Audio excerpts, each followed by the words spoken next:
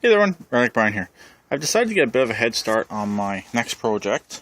The Craftsman truck is just about finished. I took it for a test drive earlier. I'll do a video about that next week, but test drive and a couple very minor issues, but nothing to really worry about. Sorry about the dog barking, but working on the 25 horse here. I'm about to put a new starter wire on, and I'm probably going to be getting rid of this great big mess of wires. But it seems to me that I only need this blue one connected to a power source, and this should start up. I believe this white one here is my kill, and there's a black one in here that's my ground. So it does not appear to have carb solenoid, which is good. All the ignition wires go to this ignition box right here, which I originally thought was the voltage regulator, but I think this regulates the pulses for the hour meter. I'm not 100% sure on that. I'll have to figure out more as I go on. I got the ground wires hooked up, which I believe are the yellow wires. So I got them hooked back up to my coils. I'm going to figure out a little bit more of this wiring. I got a new positive right here.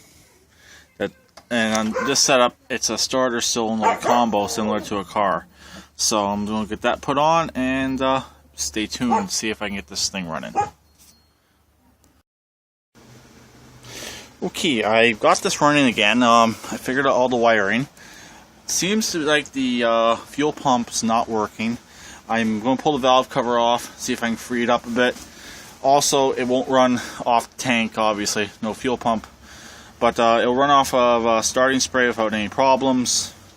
Bring it with a jumper pack. It sounds not too bad. I'm hoping that the motor's okay. Like I know it runs, it's okay that way. But hopefully it will last at least the winter, and because next year I'll have the money for the diesel. So I'm going to pull the carburetor apart.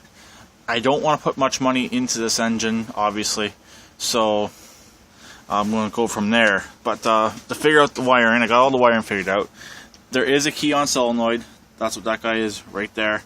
So the red wire is my power feed in.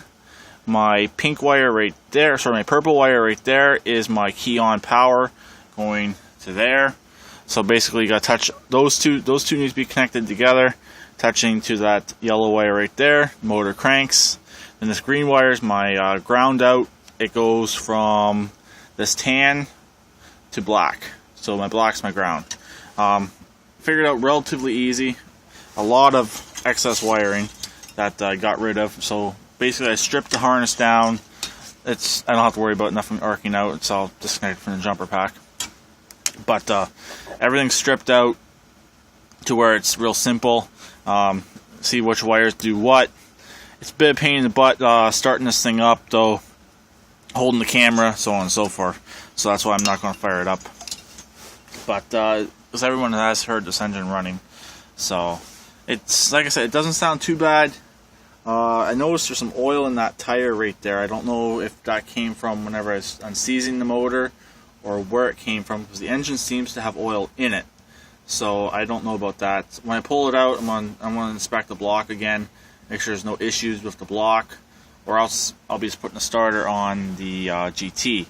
But even if I put a starter on the GT, on the stock engine in there, the electric fuel pump will work for that engine as well. I found a supplier online for low pressure fuel pumps, so that's basically what I'm going to get, because these only run at, please correct me if I'm wrong, about 2 to 3 psi. So I'll probably just put an electric fuel pump in it. It'd be a lot easier. So that's pretty much it. All the wiring is the way it needs to be. This box here is the brain box for the hour meter, but I have it hooked up, but I don't have coils that will work with the hour meter, so that won't really be hooked up. And what I'm going to do is to put this into the GT. All I'm really going to do is have a key on switch, which will turn power on. And even though I despise them, I'm just going to use a push button start.